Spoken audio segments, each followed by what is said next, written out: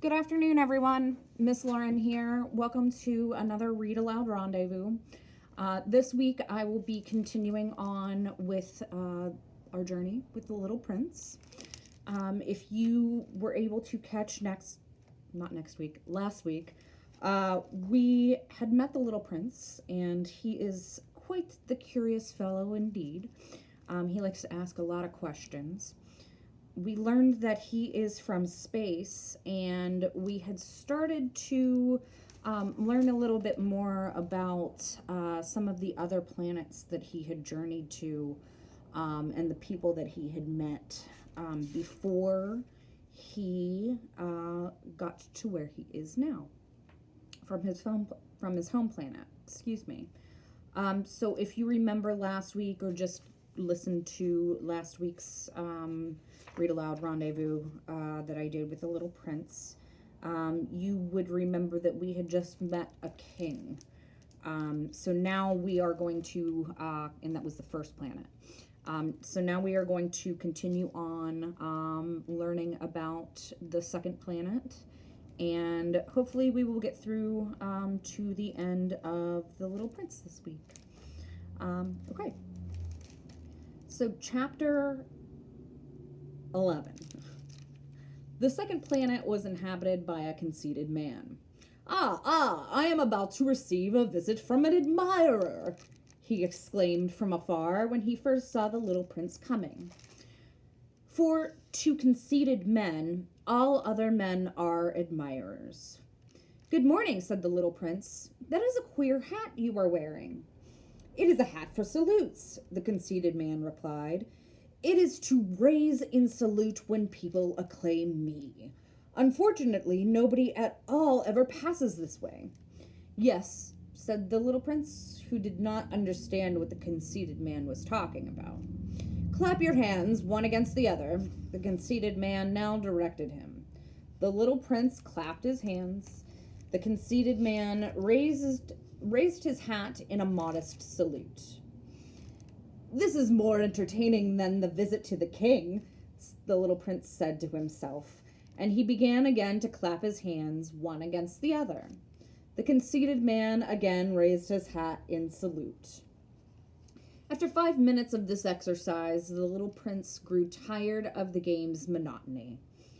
And what should one do to make the hat come down? He asked. But the conceited man did not hear him. Conceited people never hear anything but praise. Do you really admire me very much? He demanded of the Little Prince.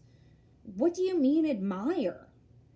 To admire means that you regard me as the handsomest, the best dressed, the richest, and the most intelligent man on this planet.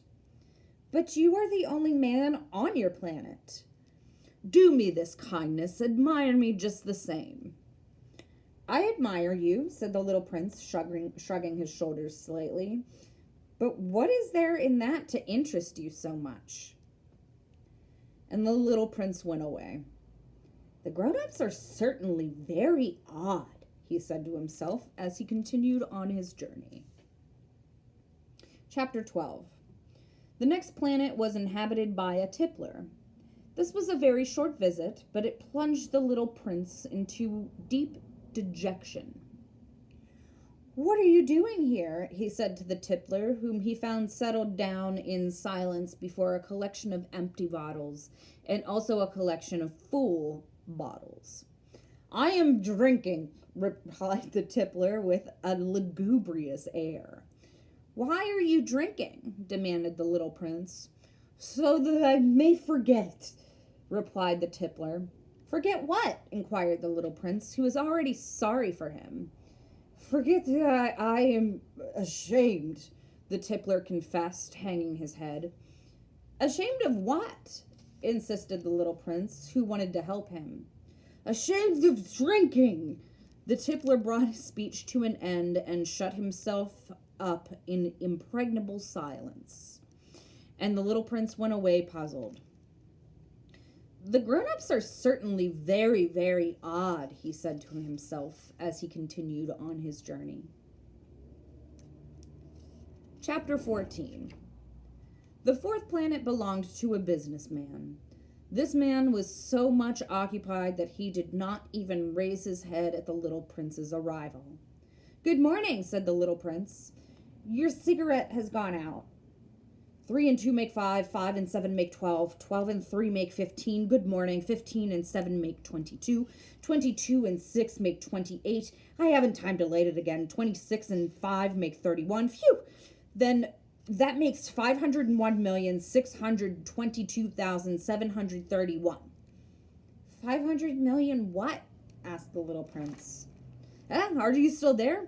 501 million, I can't stop. I have so much to do. I am concerned with matters of consequence. I don't amuse myself with balderdash. 2 and 5 make 7. 501 million what? Repeated the little prince, who never in his life had let go of a question once he asked that question. The businessman raised his head. During the 54 years that I have inhabited this planet, I have been disturbed only 3 times. The first time was 22 years ago, when some giddy goose fell from goodness knows where. He made the most frightful noise that resounded all over the place, and I made 4 mistakes in my addition. The second time, 11 years ago, I was disturbed by an attack of rheumatism. I don't get enough exercise. I have no time for loafing. The third time, well, this is it. I was saying, then 501 millions... Millions of what? The businessman suddenly realized that there was no hope of being left in peace until he answered this question.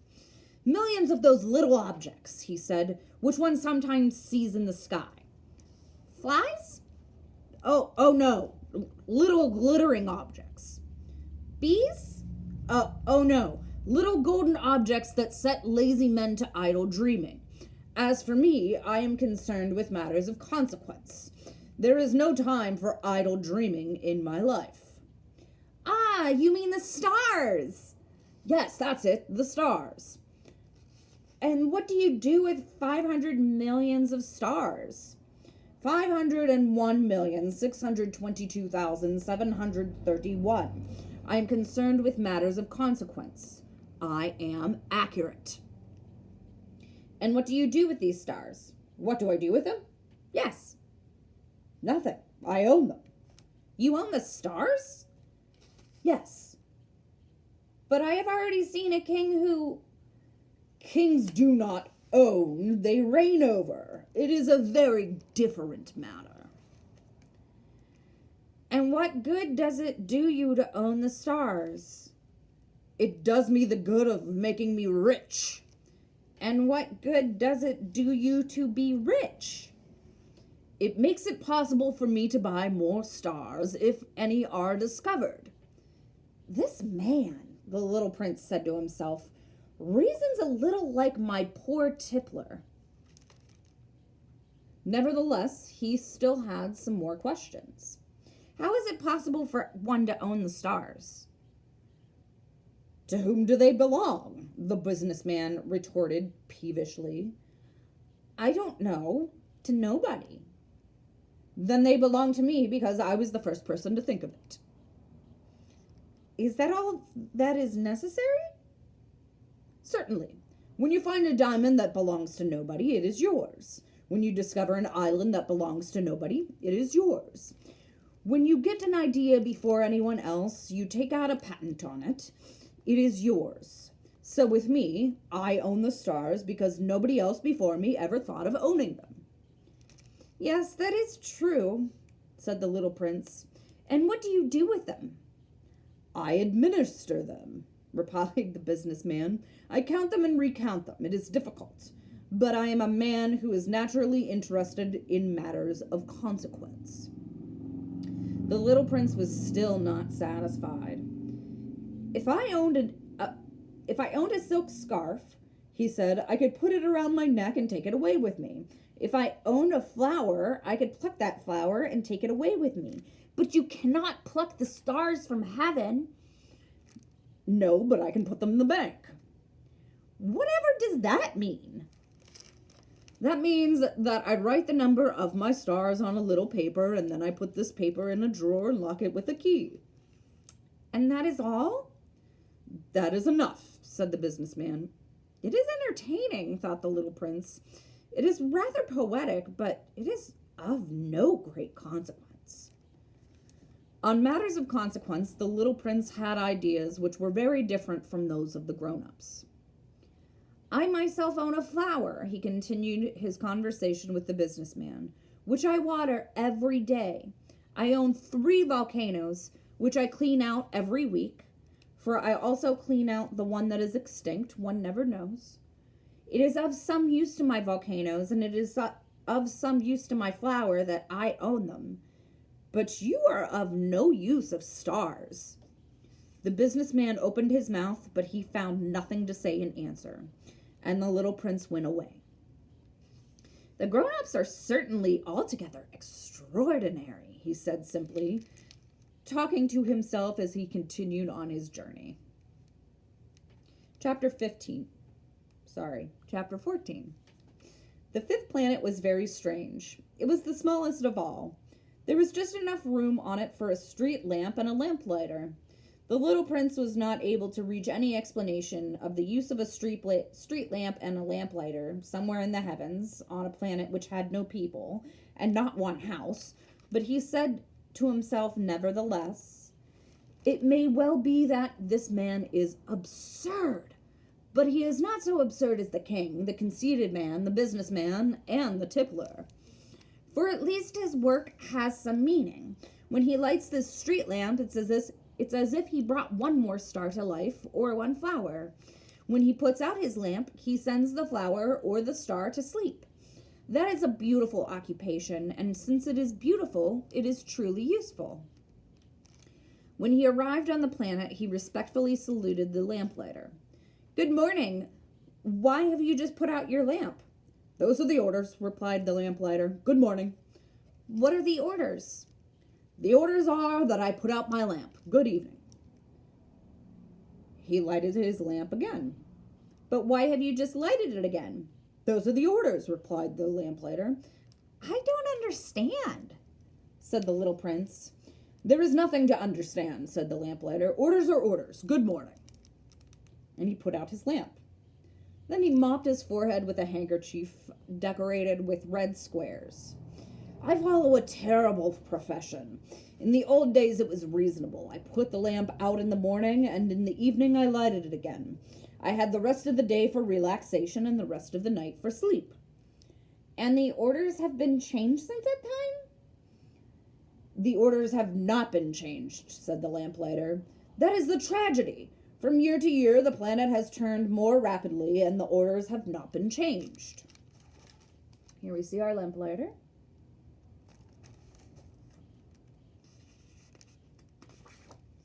Then what? Asked the little prince.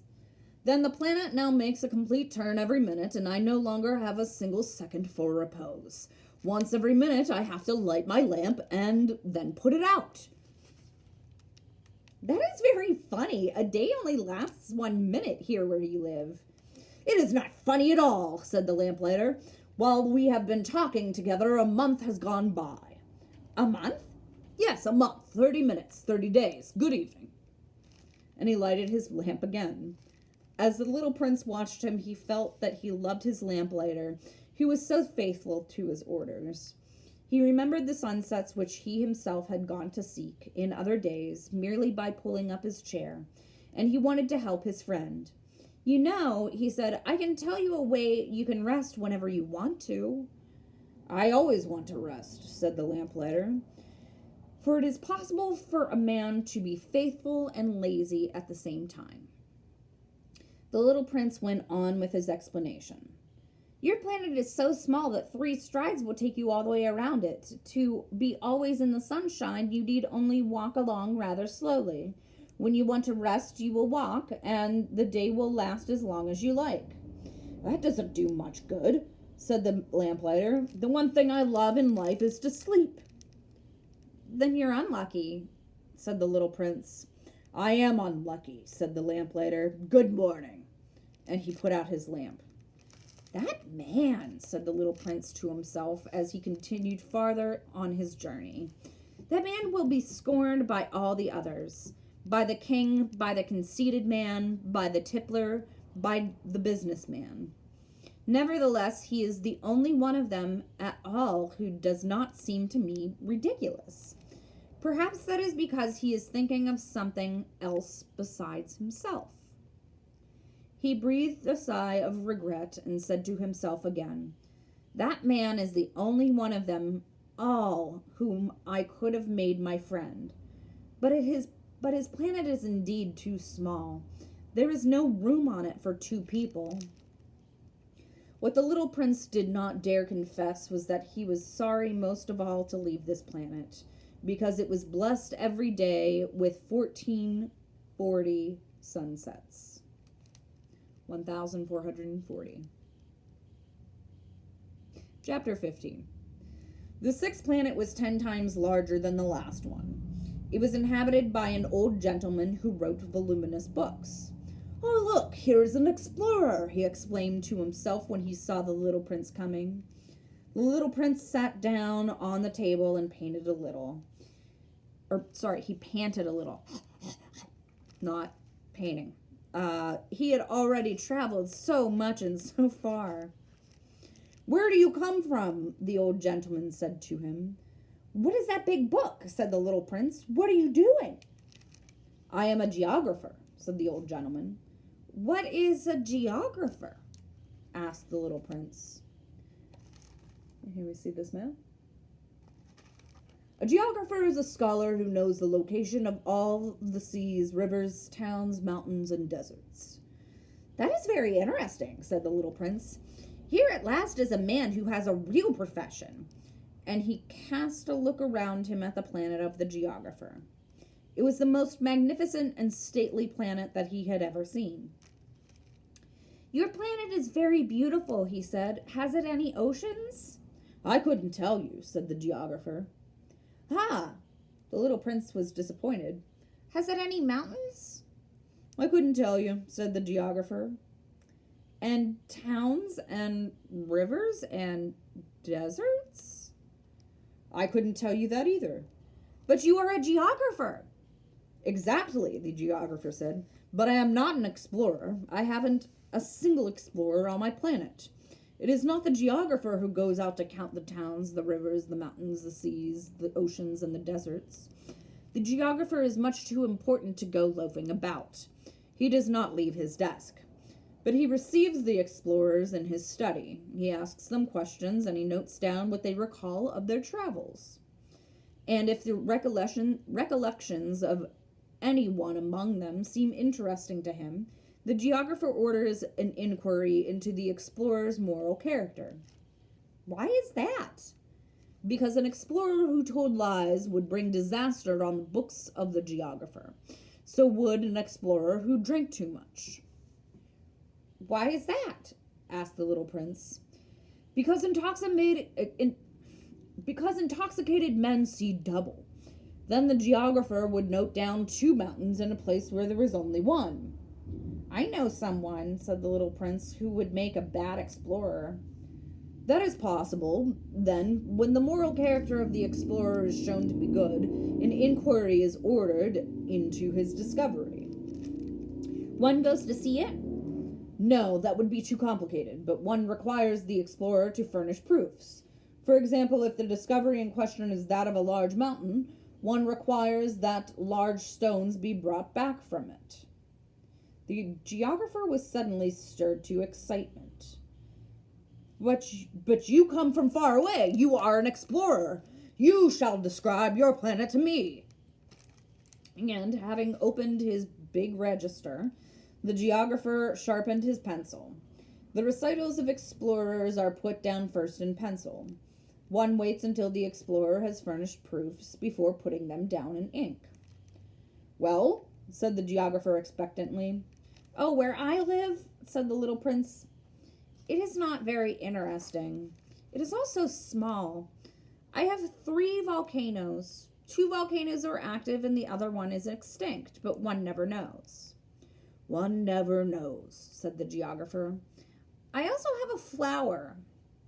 "We do not record flowers," said the geographer. "Why is that? The flower is the most beautiful thing on my planet." We do not record them, said the geographer, because they are ephemeral. What does that mean, ephemeral? Geographies, said the geographer, are the books which, of all books, are most concerned with matters of consequence. They never become old-fashioned. It is very rarely that a mountain changes its position. It is very rarely that an ocean empties itself of its waters. We write of eternal things. But extinct volcanoes may come to life again, the little prince interrupted.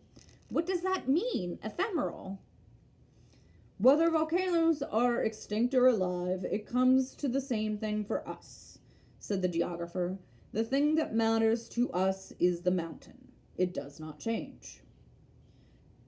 But what does that mean, ephemeral? Repeated the little prince, who never in his life had let go of a question once he had asked it. It means which is in danger of speedy disappearance. Is my flower in danger of speedy disappearance?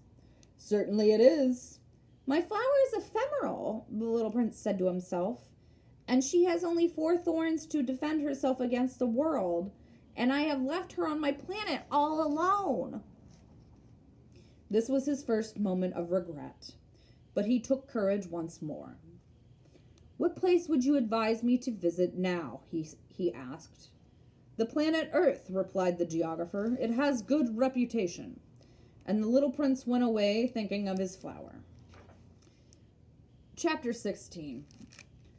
So then the 7th planet was the Earth. The Earth is not just an ordinary planet.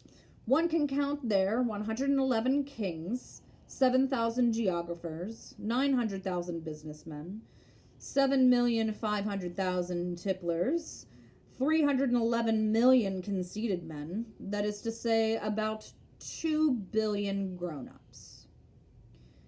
To give you an idea of the size of the Earth, I will tell you that before the invention of electricity, it was necessary to maintain, over the whole of the 6 continents, a veritable army of 462,000 lamplighters for the street lamps. Seen from a slight distance, that would make a splendid spectacle. The movements of this army would be regulated like those of the ballet in the opera. First would come the turn of the lamplighters of New Zealand and Australia. Having set their lamps alight, these would go off to sleep.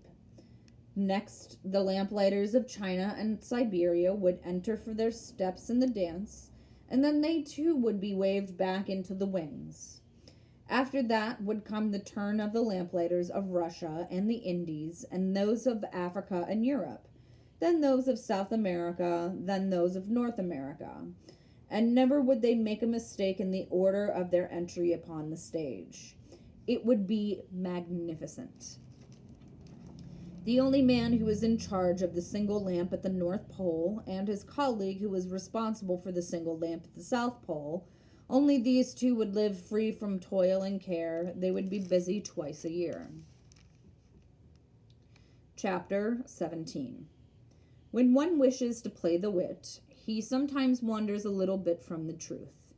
I have not been altogether honest in what I have told you about the lamplighters. And I do realize that I run the risk of giving a false idea of our planet to those who do not know it. Men occupy a very small place upon the earth. If the 2 billion inhabitants who people its surface were all to stand upright and somewhat crowded together, as they do for some big public assembly, they would easily be put into one public square 20 miles long and 20 miles wide. All humanity could be piled up on a small Pacific islet. The grown-ups, to be sure, will not believe you when you tell them that. They imagine that if they fill a great deal of space, they fancy themselves as important as the baobabs. You should advise them, then, to make their own calculations. They adore figures, and that will please them. But do not waste your time on this extra task. It is unnecessary. You have, I know, confidence in me. When the little prince arrived on the earth, he was very much surprised not to see any people. He was beginning to be afraid he had come to the wrong planet when a coil of gold, the color of moonlight, flashed across the sand. "Good evening," said the little prince courteously. "Good evening," said the snake. "What planet is this on which I have come down?" asked the little prince. "This is Earth. This is Africa," the snake answered. "Ah, then there are no people on the earth?" "This is the desert. There are no people in the desert. The earth is large," said the snake. The little prince sat down on a stone and raised his eyes toward the sky. "I wonder," he said, "whether the stars are set alight in heaven so that one day each one of us may find his own again. Look at my planet. It is right there above us. But how far away it is." "It is beautiful," the snake said. "What has brought you here?" "I have been having some trouble with a flower," said the little prince. "Ah," said the snake. And they were both silent. "Where are the men?" The little prince at last took up the conversation again. "It is a little lonely in the desert." "It is also lonely among men," the snake said. The little prince gazed at him for a long time. "You are a funny animal," he said at last. "You are no thicker than a finger." "But I am more powerful than the finger of a king," said the snake. The little prince smiled.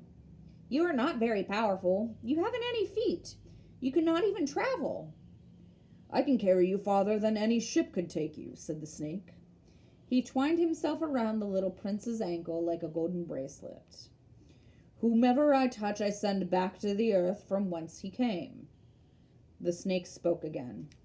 "But you are innocent and true, and you come from a star." The little prince made no reply. "You've moved me to pity. You are so weak on this earth made of granite," the snake said. "I can help you some day if you grow too homesick for your own planet. I can—" "Oh, I understand you very well," said the prince. "But why do you always speak in riddles?" "I solve them all," said the snake, and they were both silent.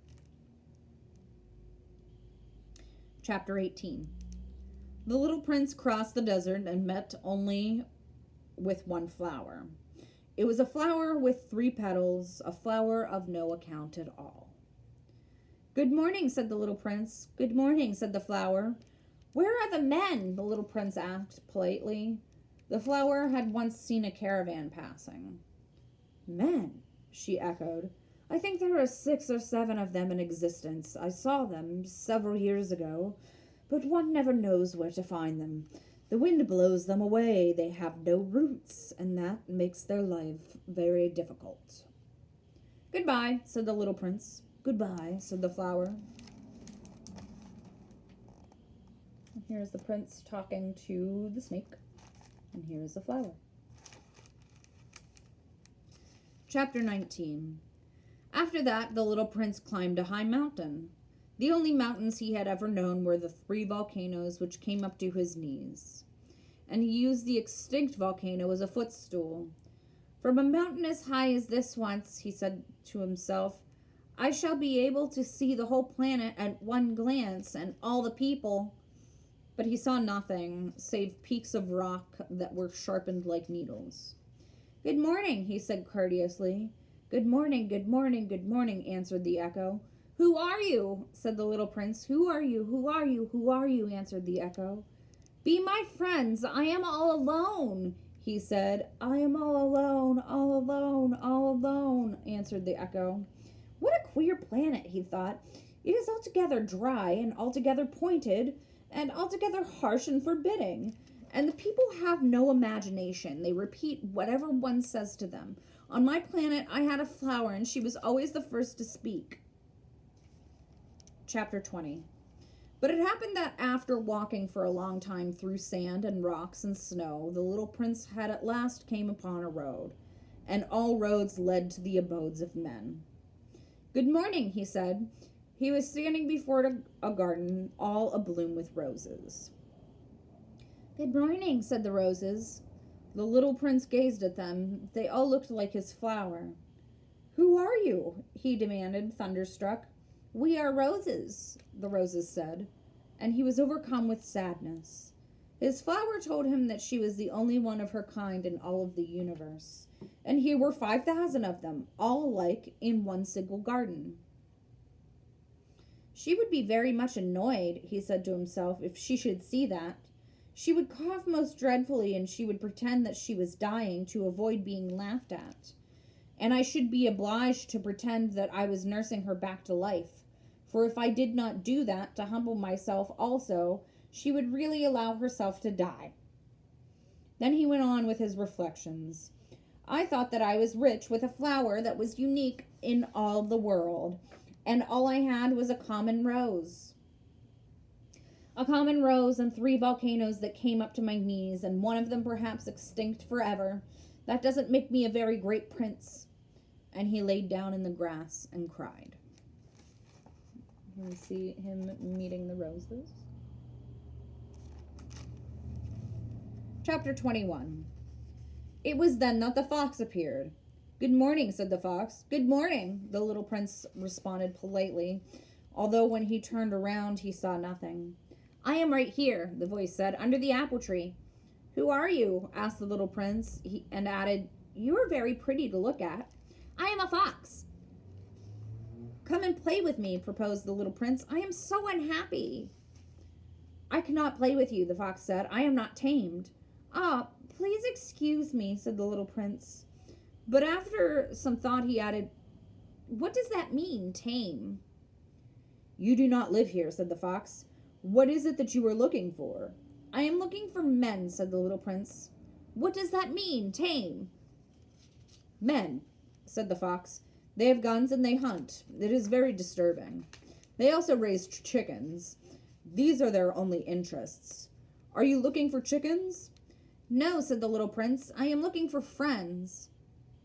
What does that mean, tame? It is an act too often neglected, said the fox. It means to establish ties. To establish ties? Just that, said the fox.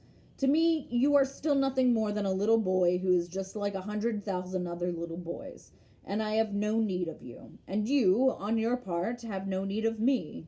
To you, I am nothing more than a fox like 100,000 other foxes. But if you tame me, then we shall need each other. To me, you will be unique in all the world. To you, I shall be unique in all the world. I am beginning to understand, said the little prince. There is a flower. I think she has tamed me. It is possible, said the fox. On the earth one sees all sorts of things. Oh, but this is not on the earth, said the little prince. The fox seemed perplexed and very curious. On another planet? Yes. Are there hunters on that planet? No. Ah, that is interesting. Are there chickens? No. Nothing is perfect, sighed the fox. But he came back to his idea. My life is very monotonous, he said.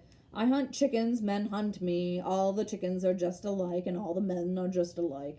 And in consequence, I am a little bored. But if you tame me, it will be as if the sun came to shine on my life, and I shall know the sound of a step that will be different from all the others. Other steps send me hurrying back underneath the ground. Yours will call me like music out of my burrow. And then look, you see the grain fields down yonder? I do not eat bread. Wheat is of no use for me. The wheat fields have nothing to say to me, and that is sad. But you have hair that is the color of gold. Think of how wonderful that will be when you have tamed me. The grain, which is also golden, will bring me back the thought of you, and I shall love to listen to the wind in the wheat. The fox gazed at the little prince for a long time. Please tame me, he said. I want to very much, the little prince replied, but I don't have much time. I have friends to discover and a great many things to understand. One only understands the things that one tames, said the fox. Men have no more time to understand anything. They buy things already made at the shops. There is no shop anywhere where one could buy friendship, and so men have no friends anymore. If you want a friend, tame me. What must I do to tame you? Said the little prince. You must be very patient, replied the fox. First you will sit down at a little distance from me, just like that, in the grass. I shall look at you out of the corner of my eye, and you will say nothing. Words are the source of misunderstandings, but you will sit a little closer to me every day." The next day the little prince came back. "It would have been better to come back at the same hour," said the fox. "If, for example, you come at 4 o'clock in the afternoon, then at 3 o'clock I shall begin to be happy. I shall feel happier and happier as the hour advances. At 4 o'clock I shall already be worrying and jumping about. I shall show you how happy I am. But if you come at just any time, I shall never know at what hour or my heart is to be ready to greet you. One must observe the proper rites." "What is a rite?" asked the little prince. "Those are also actions too often neglected," said the fox. They are what make one day different from other days, 1 hour different from other hours. There is a rite, for example, among my hunters. Every Thursday they dance with the village girls. So Thursday is a wonderful day for me. I can take a walk as far as the vineyards. But the hunters danced at just any time every day would be like every other day, and I should never have any vacation at all." So the little prince tamed the fox, and when the hour of his departure drew near, "Ah," said the fox, "I shall cry." "It is your own fault," said the little prince. "I never wished you any sort of harm, but you want me to tame you." "Yes, that is so," said the fox. "But now you are going to cry," said the little prince. "Yes, that is so," said the fox. "Then it has done you no good at all." "It has done me good," said the fox, "because of the color of the wheat fields." And then he added, "Go and look again at the roses. You will understand now that yours is unique in all the world. Then come back to say goodbye to me, and I will make you a present of a secret." The little prince went away to look again at the roses. "You are not at all like my rose," he said, "and as yet you are nothing. No one has tamed you, and you have tamed no one. You are like my fox when I first knew him. He was only a fox like 100,000 other foxes. But I have made him my friend, and now he is unique in all the world." And the roses were very much embarrassed. "You are beautiful, but you are empty," he went on. "No one could die for you. Just to be sure, an ordinary passerby would think that my rose looked just like you, the rose that belongs to me. But in herself alone, she is more important than all the hundreds of you other roses, because she is, and it is she that I have watered, because it is she that I have put under the glass globe, because it is she that I have sheltered behind the screen, because it is for her that I have killed the caterpillars, except the 2 or 3 that we saved to become butterflies, because it is she that I have listened to when she grumbled or boasted, or even sometimes when she said nothing, because she is my rose." And then he went back to meet the fox. "Goodbye," he said.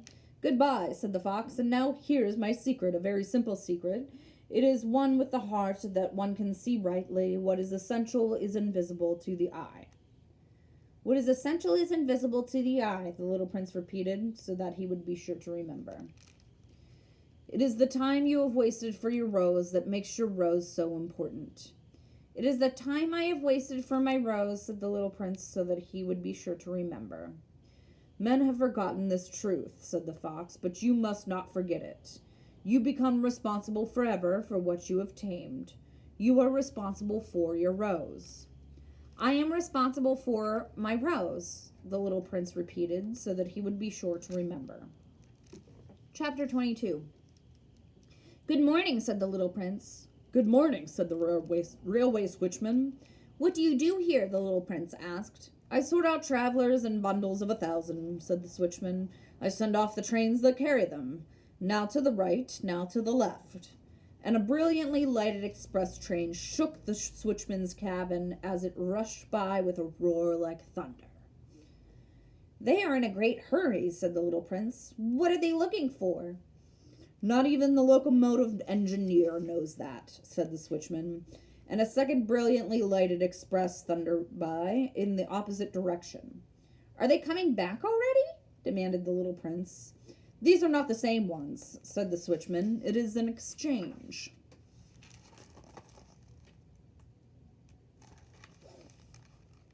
Were they not satisfied where they were?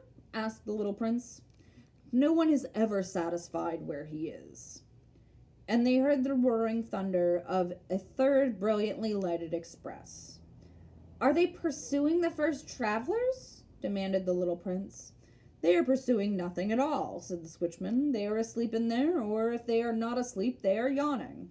Only the children are flattening their noses against the window panes. Only the children know what they are looking for, said the little prince. They waste their time over a rag doll and it becomes very important to them, and if anybody takes it away from them, they cry. They are lucky, the switchman said. Chapter 23. Good morning, said the little prince. Good morning, said the merchant. This was a merchant who sold pills that had been invented to quench thirst. You need only swallow 1 pill a week, and you would feel no need of anything to drink. Why are you selling those? Asked the little prince. Because they save a tremendous amount of time, said the merchant. Computations have been made by experts. With these pills, you save 53 minutes in every week. And what do I do with those 53 minutes? Anything you like. As for me, said the little prince to himself, if I had 53 minutes to spend as I liked, I should walk at my leisure towards a spring of fresh water. Chapter 24. It was now the 8th day since I had had my accident in the desert, and I had listened to the story of the merchant as I was drinking the last drop of my water supply.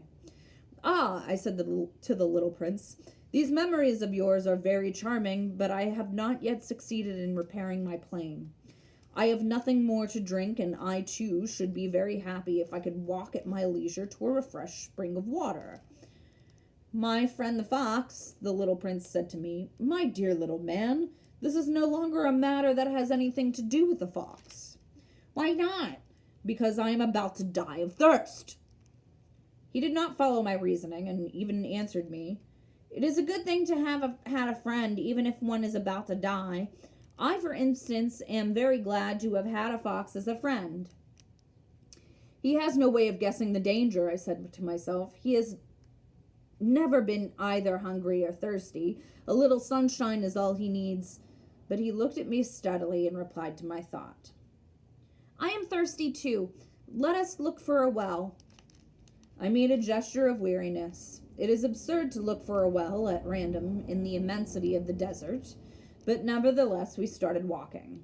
When we had trudged along for several hours in silence, the darkness fell and the stars began to come out. Thirst had made me a little feverish, and I looked back at them as if I were in a dream. The little prince's last words came reeling back into my memory. Then you are thirsty too? I demanded. But he did not reply to my question. He merely said to me, water may also be good for the heart. I did not understand this answer, but I said nothing. I knew very well that it was impossible to cross-examine him. He was tired. He sat down. I sat down beside him. And after a little silence, he spoke again. The stars are beautiful because of a flower that cannot be seen. I replied, yes, that is so. And without saying anything more, I looked across the ridges of sand that were stretched out before us in the moonlight. The desert is beautiful, the little prince added, and that was true. I have always loved the desert. One sits down on a desert sand dune, sees nothing, hears nothing. Yet through the silence, something throbs and gleams. What makes a desert beautiful, said the little prince, is that somewhere it hides a well. I was astonished by a sudden understanding of that mysterious radiation of the sands. When I was a little boy and I lived in an old house, and legend told us that a treasure was buried there. To be sure, no one had ever known how to find it. Perhaps no one had ever looked for it, but it cast an enchantment over that house. My home was hiding a secret in the depths of its heart. Yes, I said to the little prince, the house, the stars, the desert, what gives them their beauty is something that is invisible. I am glad, he said, that you agree with my fox. As the little prince dropped off to sleep, I took him in my arms and set out walking once more. I felt deeply moved and stirred, and it seemed to me that I was carrying a very fragile treasure. It seemed to me even that there was nothing more fragile on all the earth. In the moonlight, I looked at his pale forehead, his closed eyes, his locks of hair that trembled in the wind, and I said to myself, what I see here is nothing but a show. What is most important is invisible. As his lips opened slightly with the suspicion of a half smile, I said to myself again, what moves me so deeply about this little prince who is sleeping here, in his loyalty to a flower, the image of a rose that shines through his whole being like a flame of a lamp, even when he is asleep, and I felt him to be more fragile still. I felt the need of protecting him, as if he himself were a flame that might be extinguished by a little puff of wind. And as I walked on, so I found the well at daybreak.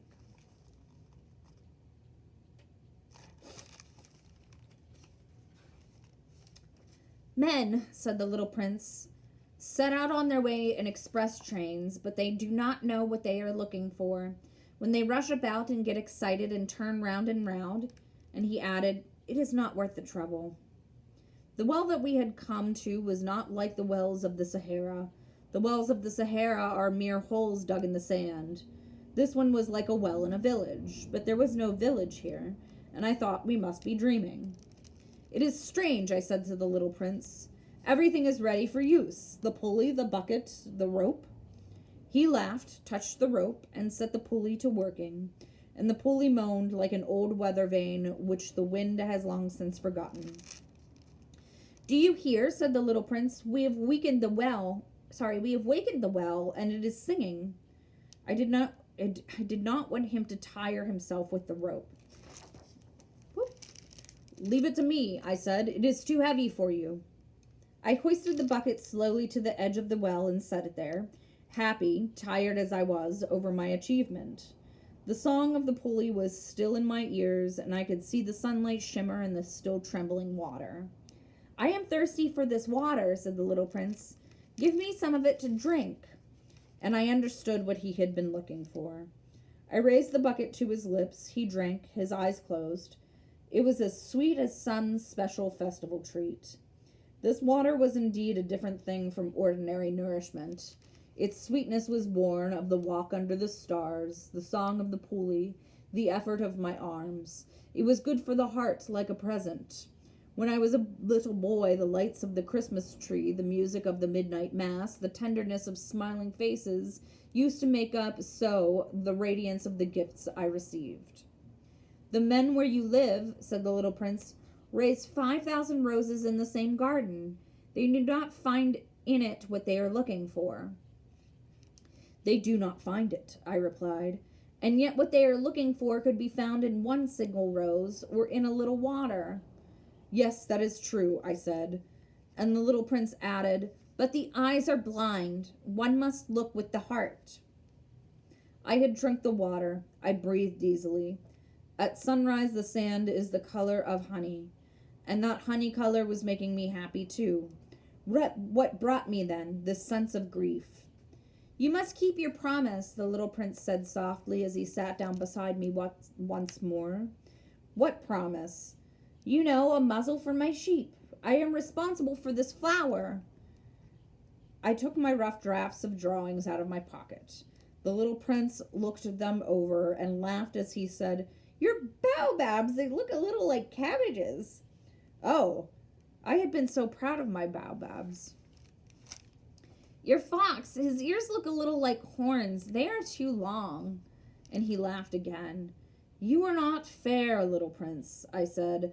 I don't know how to draw anything except boa constrictors from the outside and boa constrictors from the inside. Oh, that will be all right, he said. Children understand. So then I made a pencil sketch of a muzzle, and as I gave it to him, my heart was torn.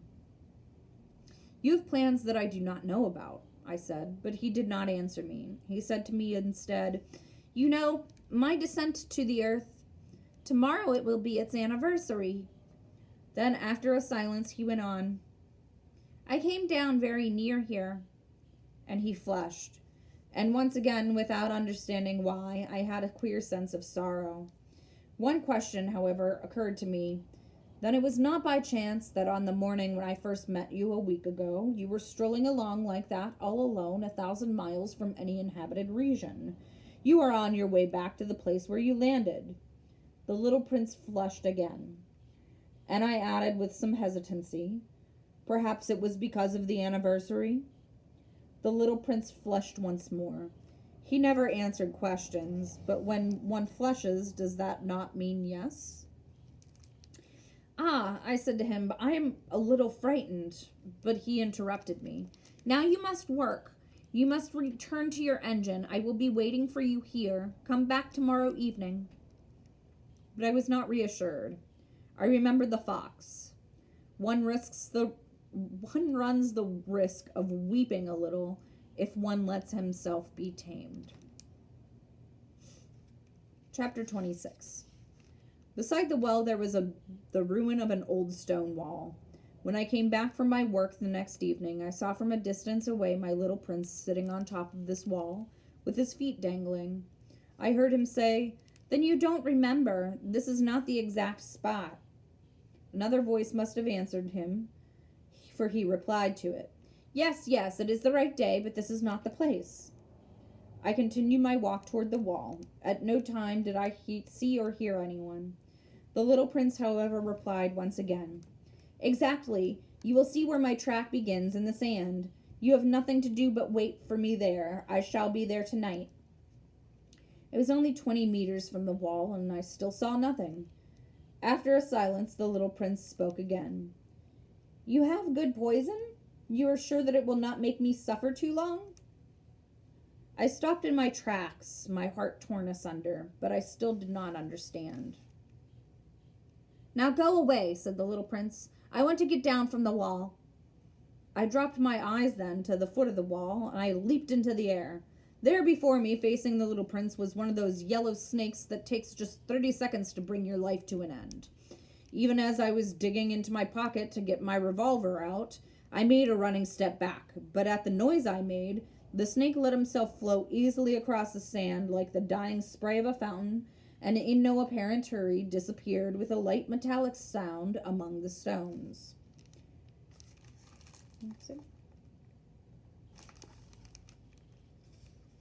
I reached the wall just in time to catch my little man in my arms. His face was white as snow. "What does this mean?" I demanded. Why were you talking with the snakes?" I had loosened the golden muffler I always wore. I had moistened his temples and had given him some water to drink. And now I did not dare ask him any more questions. He looked at me very gravely and put his arms around my neck.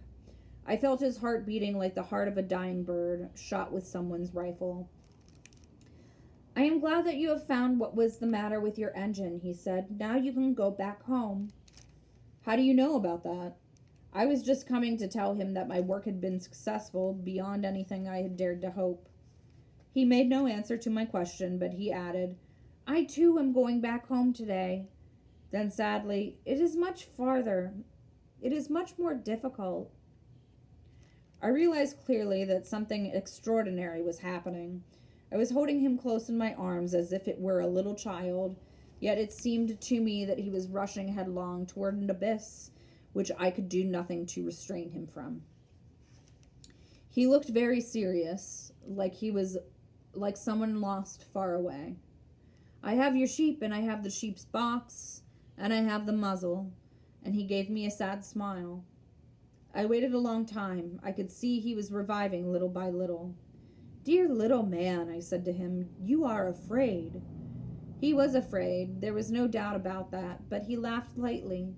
"I shall be much more afraid this evening." Once again I felt myself frozen by the sense of something irreplaceable, and I knew that I could not bear the thought of ever, never hearing that laughter any more. For me it was like a spring of fresh water in the desert. "Little man," I said, "I want to hear you laugh again." But he said to me, "Tonight it will be a year. My star then can be found right above the place from where I came to earth a year ago." "Little man," I said, "tell me that this is only a bad dream, this affair of the snake and the meeting place and the star." But he did not answer my plea. He said to me instead, "The thing that is important is the thing that is not seen." Yes, I know. It is just as it is with a flower. If you love a flower that lives on a star, it is sweet to look at in the sky at night, and the stars are abloom with the flowers. Yes, I know. It is just as it is with the water. Because of the pulley and the rope, what you gave me to drink was like music. You remember how good it was. Yes, I know. And at night you will look up at the stars. Where I live, everything is so small that I cannot show you where my star is to be found. It is better like that. My star will just be one of the stars for you, and you will love to watch the stars in the heavens. They will be all of your friends. And besides, I am going to make you a present." He laughed again. "Ah, little prince, dear little prince, I love to hear that laughter." "That is my present, just that. It will be as it was when we drink the water." "What are you trying to say?" "All men have the stars," he answered, "but they are not the same things for different people. For some who are travelers, the stars are guides. For others, they are no more than little lights in the sky. For others who were scholars, they are problems. For my businessman, they were wealth. But all the stars are silent. You alone, you will have stars that no one else has." "What are you trying to say?" "I'm one of the stars. I shall be living. In one of them I shall be laughing. And so it will be as if all the stars were laughing when you look at the sky at night. You, only you, will have the stars that can laugh." And he laughed again. "And when your sorrow is comforted, time soothes all sorrows. You will be content that you have known me. You will always be my friend. You will want to laugh with me. And you will sometimes open your window so for that pleasure, and your friends will be properly astonished to see you laughing as you look up at the sky. Then you will say to them, 'Yes, the stars always make me laugh,' and they will think you are crazy. It will be a very shabby trick that I have played on you." And he laughed again. "It will be as if in a place of stars I had given you a great number of little bells that knew how to laugh." And he laughed again. Then he quickly became serious. "Tonight, do not come." "I shall not leave you," I said. "I shall look as if I were suffering. I shall look as little as if I were dying. It is like that. Do not come to see that. It is not worth the trouble." "I shall not leave you." But he was worried. "I tell you, it is also because of the snake. He must not bite you. Snakes, they are malicious creatures.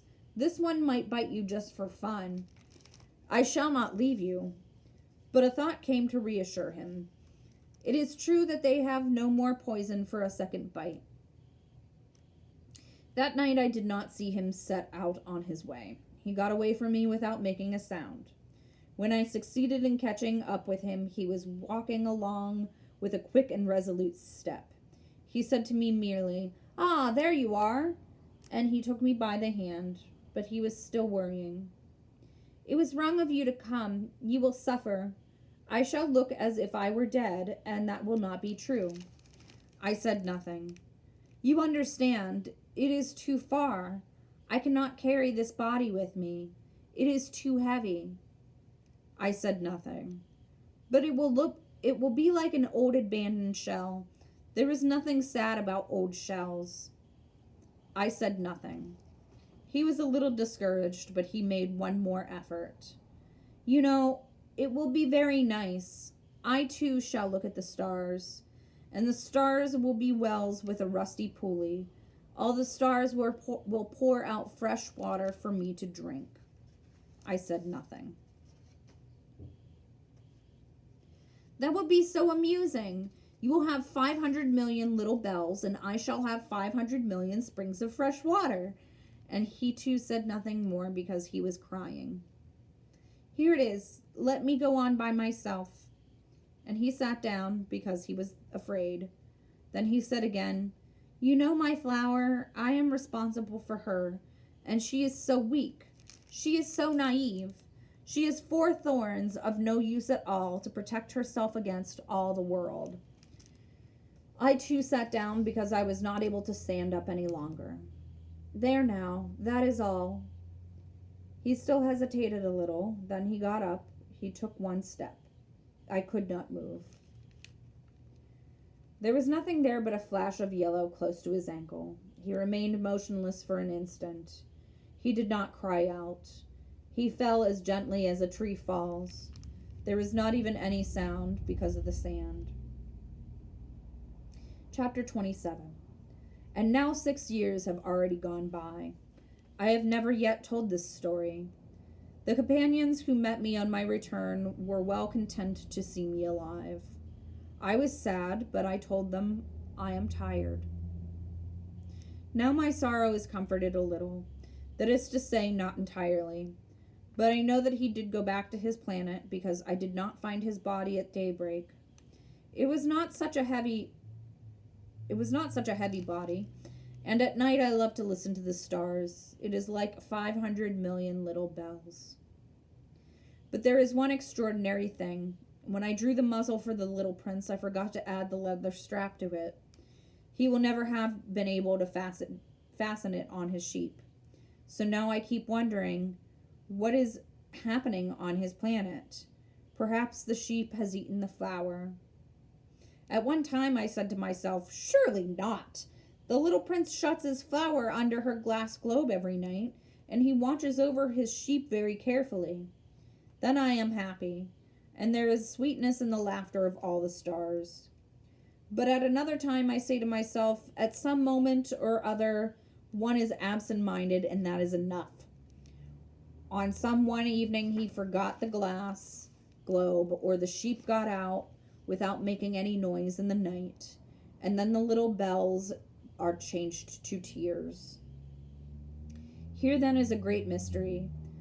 For you who also love the little prince, and for me, nothing in the universe can be the same if somewhere, we do not know where, a sheep that we never saw has, yes or no, eaten a rose. Look up to the sky. Ask yourselves, is it a yes or a no? Has the sheep eaten the flour? And you will see how everything changes. And no grown-up will ever understand that this is a matter of so much importance.